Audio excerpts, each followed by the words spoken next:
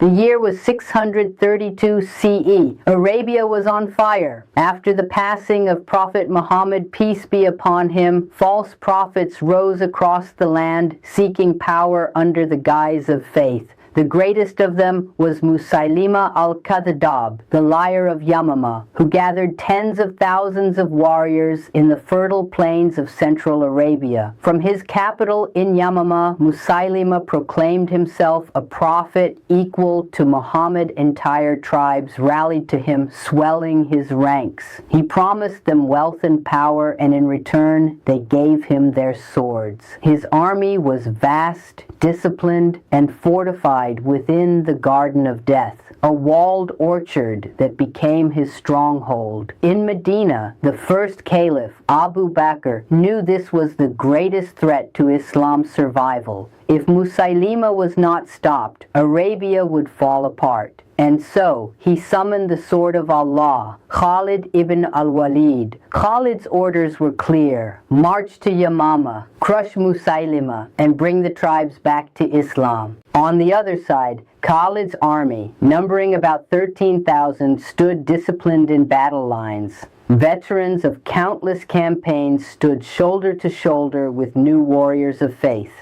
At the heart of the army stood commanders like Zayd ibn al-Khattab, brother of Umar, and Thabit ibn Qais, standard bearer of the Ansar. The two armies faced each other, silence heavy in the air. Khalid raised his sword, pointing toward the rebels. The command was given. Khalid ibn al-Walid led a powerful army of Muhajirun and Ansar, veterans of Badr, Uhud, and Hunain. Among them were companions of the Prophet, peace be upon him, and great Qur'an reciters. They carried not only swords, but also the mission of protecting the very foundation of Islam. The march was long, across desert plains and rocky valleys, until the fertile fields of Yamama came into sight. Khalid's men knew this would be no ordinary battle. Their enemy was vast and determined. On the wide plain before Yamama, two forces gathered. On one side stood Musaylima's army, estimated at 40,000 warriors.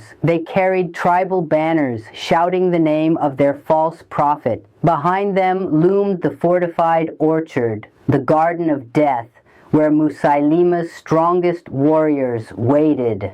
On the other side, Khalid's army, numbering about 13,000, stood disciplined in battle lines. Veterans of countless campaigns stood shoulder to shoulder with new warriors of faith.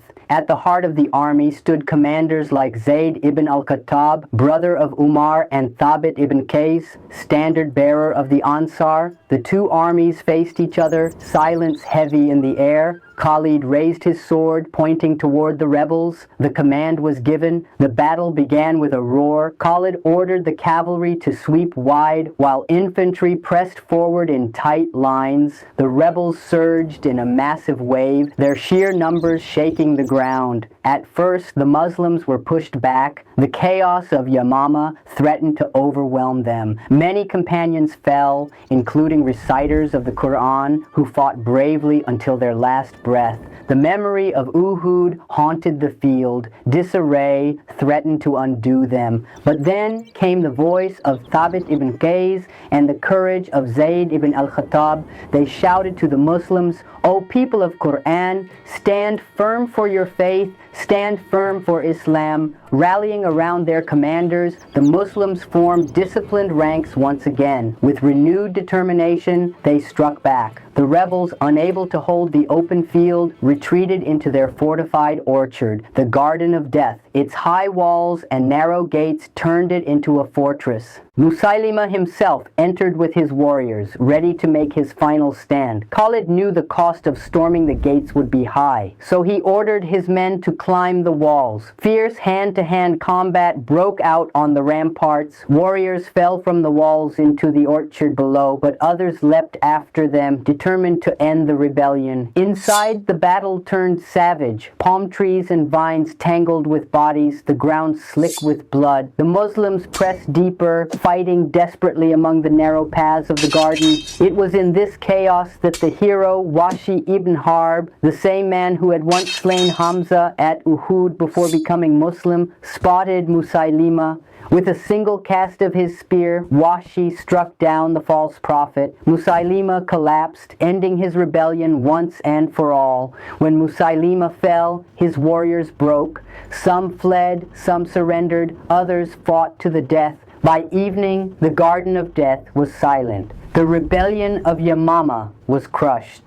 But the cost was heavy. Thousands of Muslims had fallen, including many Qur'an reciters. This loss shook the Ummah deeply, for fear grew that parts of the Qur'an might be lost if more of its memorizers died. It was this tragedy that later led to Abu Bakr commissioning the first compilation of the Qur'an into a single book, a legacy that would safeguard the words of Allah forever. The Battle of Yamama was more than just a victory on the battlefield. It was the moment when the unity of Islam was preserved against the greatest rebellion of the Ridda Wars.